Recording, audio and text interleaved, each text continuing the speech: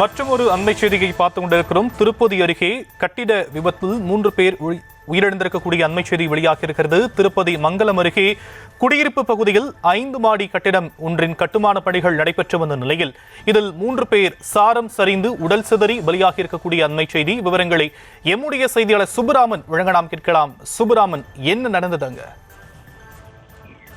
வணக்கம். திருப்பதியில் கட்டுமான பணியின் போது சாரம் சரிந்து 5வது மாடியிலிருந்து கீழே விழுந்த தொழிலாளர்கள் 3 பேர் சம்பவ இடத்திலே பலியாகி இருக்கிறார்கள்.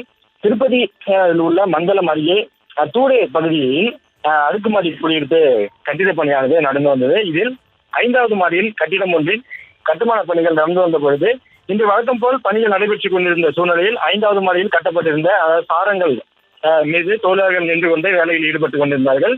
அப்பொழுது எதிர்பாராத விதமாக அந்த சவுக்கு கட்டையால் கட்டப்பட்டிருந்த அந்த சாரம் சரிந்து விழுந்து 3 பேரும் 5வது மாடியிலிருந்து கீழே தரையில் விழுந்து பரிதாபமாக உயிரிழந்திருக்கிறார்கள். இது குறித்து தகவல் அறிந்து அங்கு சென்ற போலீசார் மரணமடைந்த தொழிலாளர்கள் 3 பேரின் உடல்களை மீட்டு பிரேத பரிசோதனைக்காக திருப்பதியில் உள்ள அரசு மருத்துவமனைக்கு அனுப்பி வைத்து வழக்கு பதிவு செய்து தொடர்பாக விசாரணை நடத்தி வருகிறார்கள். 5வது மாடியிலிருந்து அந்த தொழிலாளர்கள் வேலை செய்து கொண்டிருந்த போது அசம்பாவிதங்கள் ஏற்படாமல் தவிர்க்க வசதியாக கட்டிட உரிமையாளர் தேவையான பாதுகாப்பு வசதிகளை செய்து கொடுக்கவில்லை என்று உரிமையாளர் மீது குற்றச்சாட்டுகள் வைக்கப்படுகிறது.